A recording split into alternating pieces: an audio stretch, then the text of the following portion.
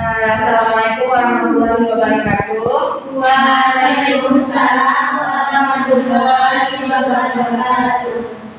Baiklah anak-anak semua, untuk memulai pelajaran kita pada pagi hari ini, baiknya kita membaca doa yang dipimpin oleh ketua kelas. Kepada ketua kelas, persilahkan. Baiklah, sebelum perjalanan mulai, maka kita berdoa. Berdoa mulai. Amin. Amin.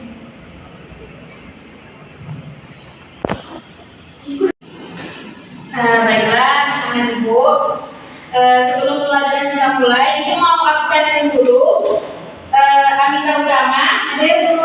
Novita Sari, ada Bu. Rindiani, ada Bu. Ainun, ada Bu. Weli, ada Bu. Zulinda, ada Bu. Baiklah, anak-anak ibu, pada kesempatan hari ini kita akan membahas sebuah topik yang lumayan menarik karena ini bersangkutan dengan kehidupan kita, yaitu bagaimana aku memenuhi kebutuhanku. Baiklah anak-anak ibu, pada hari ini kita akan membahas tentang uang. Anak-anak ibu pasti pernah memegang uang. Pernah. Kira-kira kapan saja anak-anak ibu harus mengeluarkan uang? Saat belajar. Pintar.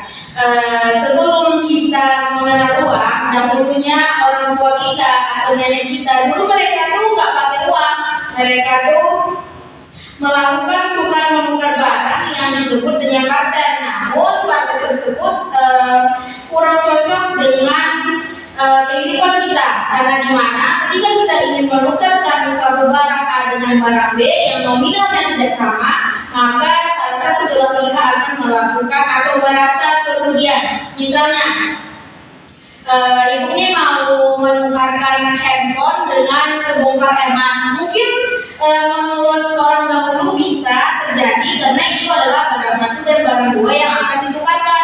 Namun dengan posisinya barang HP ini dengan sebongkar emas ini jumlahnya atau nominalnya berbeda, maka barter tersebut tidak dapat dilakukan.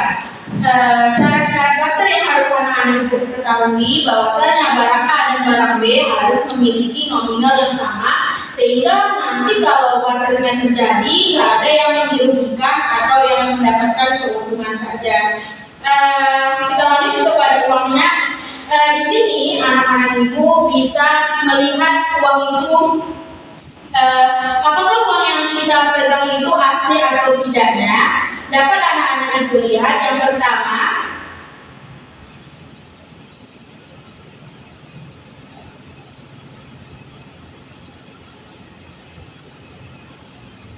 cara yang kedua mengecek uang kita itu asli atau enggaknya. Anak-anak ibu bisa dengan cara diraba.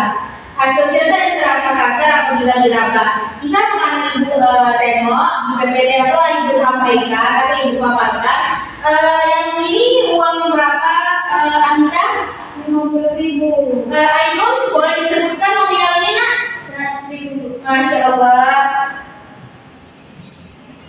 Yang ketiga yaitu diterawang. Tanda air berupa gambar pahlawan atau ornamen pada bagian tertentu. Ketika anak-anak ibu menerawang uang atau dilihatkan pada cahaya, nanti anak-anak ibu akan melihat berupa gambar pahlawan atau ornamen pada pecahan uang yang anak-anak ibu pegang tadi. Materi berikutnya yaitu fungsi uang. Terdapat dua fungsi uang. Yang pertama fungsi asli dan fungsi turunan. Fungsi asli sendiri yaitu yang pertama uang sebagai nilai alat tukar. Yang kedua uang sebagai alat tukar, di mana pada saat kita ingin berbelanja mengetahui berapa harga suatu barang yang akan kita beli tersebut, kita memerlukan uang sebagai nilai alat tukarnya.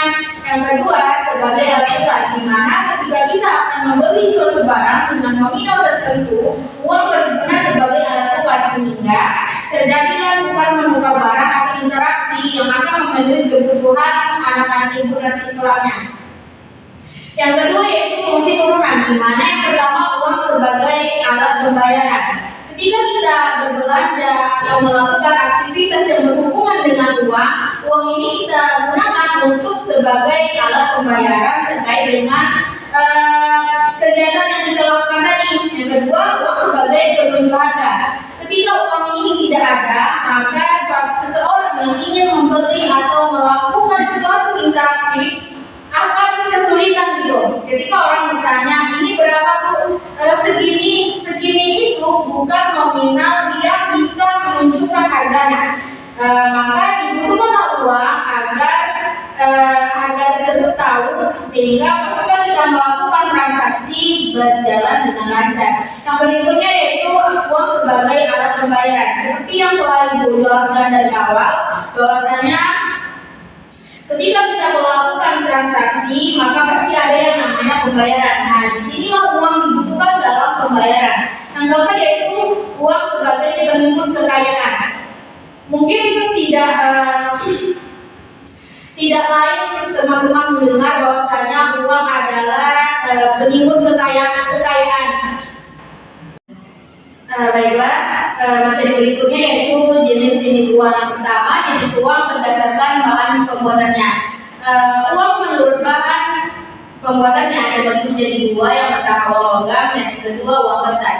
Uang logam, apakah anak-anak ibu pernah memegang uang logam? Pernah. Kira-kira nominal apa aja yang pernah anak-anak ibu temukan ketika memegang uang logam? 100 rupiah. Ya, lanjut. 200 rupiah. 500 Oke. Berikutnya uang kertas. Uang kertas ini biasanya yang setahu kita, uang kertas ini terbuat dari kertas. Namun uang kertas dan uang logam ini memiliki perbedaan. Pertama dari segi bentuk, tekstur, dan nominal. Yang berikutnya berdasarkan lembaga yang menerbitkan. Yang pertama namanya uang kartal, di mana uang kartal ini diterbitkan oleh Bank Sentral, yaitu Bank Indonesia, serta digunakan oleh seluruh rakyat Indonesia dalam bentuk logam dan kertas. Uang kartal ini yaitu uang kertas dan uang logam yang kita pakai sehari-hari, yang anak-anak ibu lakukan, yang anak-anak ibu pakai untuk berbelanja. Yang kedua yaitu uang kiral, di mana uang kiral tersebut diterbitkan oleh bank umum dalam bentuk cap atau balian atau kironan. Anak-anak ibu bisa melihat ini adalah contoh dari uang kiral. Soal nomor 2, manakah yang termaksud dalam uang asli pada gambar di bawah ini? Boleh bantu jawabnya, Wendy? Aduh. Ya. Baiklah, mungkin anak-anak ibu udah mengerti terkait dengan uang. Ibu berharap anak-anak ibu bisa menggunakan uang dengan sebaiknya, atau dengan adanya pembelajaran ini, kelak anak-anak ibu bisa nggak tertipu lagi ya itu rasanya kalau ketika berbelanja. Mungkin sekian penyampaian materi dari ibu, lebih dan kurangnya mohon maaf. Assalamualaikum warahmatullahi wabarakatuh. Waalaikumsalam warahmatullahi wabarakatuh.